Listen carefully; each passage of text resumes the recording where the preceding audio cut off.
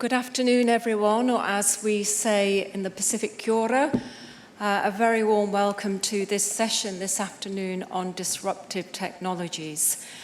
And I thought I would just remind us of some of the comments from this morning, because it is quite remarkable that we are here together as a scientific gathering really focused on our integration with government, industry, finance, and a wide range of other important agencies. We heard from Professor Kornberg this morning and the Minister of Cabinet Affairs that disruptive technologies are reshaping the world, but of course that's much bigger than science.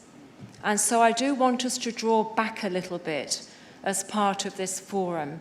Science is both being reshaped by disruptive technologies and is also the inventor of some of those disruptive technologies.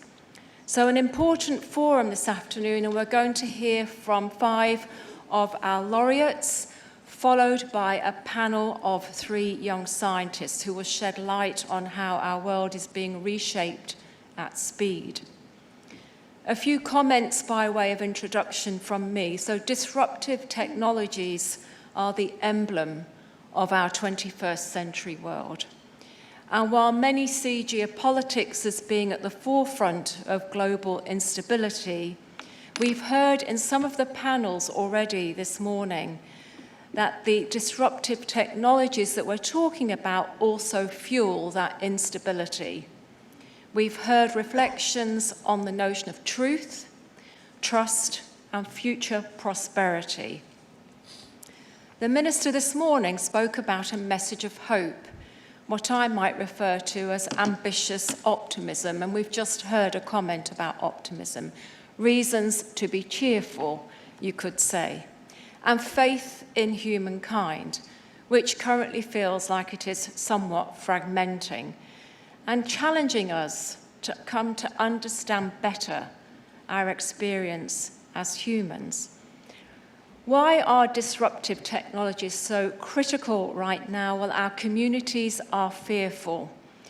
As a social scientist, I particularly bring that lens. People don't understand where this turbo state of technological change is leading and what it means for them and their lives. Furthermore, these disruptive technologies are often in the hands of people who many citizens believe are more powerful than their governments.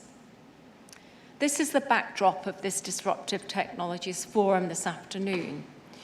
As I've said, we'll be joined by 5 laureates and we'll be joined later by 3 young researchers. I'm mindful of the steer that we've got this morning from Professor Kornberg, which was to focus on evidence into action and broad questions of social interests. So we'll discuss these in the context of technological discoveries. And a question to ask ourselves through this forum is there sufficient public trust in science and our systems to support the progress that we're seeing? With so much disruptive technology built on shared and mobile data sets, how do we reconcile concerns around data sovereignty that sit outside the scientific communities with our advancing of those particular disruptive technologies? Multiple commentators suggest we're in the midst of a global crisis, a series of interrelated crises, perhaps. And in science, basic science, while we can work to find those solutions to many of the crises, context matters, and it could be argued that science is in its own crisis. My concern and challenge is that technological solutions will not be the complete answer that our societies are seeking from us. They're partial solutions. Reshaping the world requires human relations, even if those relations are with and through technology. And those relations require trust. Stuart Haber this morning shared the notion of truth no longer being a given.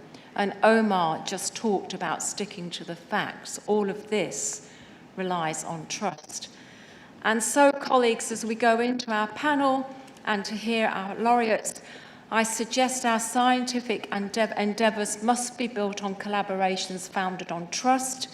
They must foster community trust and develop and implement mechanisms to recognise and respect and safeguard those communities. The demands on our scientists have never been greater. We hear it. Please do the basic science and make the discoveries, but hurry up and make it inexpensive. We want the solutions, but we also have quite severe demands on us. This is our context. Human progress can only be fully realised with citizen consent. This is our challenge, and now let's hear from our Nobel Prize winners on this challenge in the context of disruptive technologies.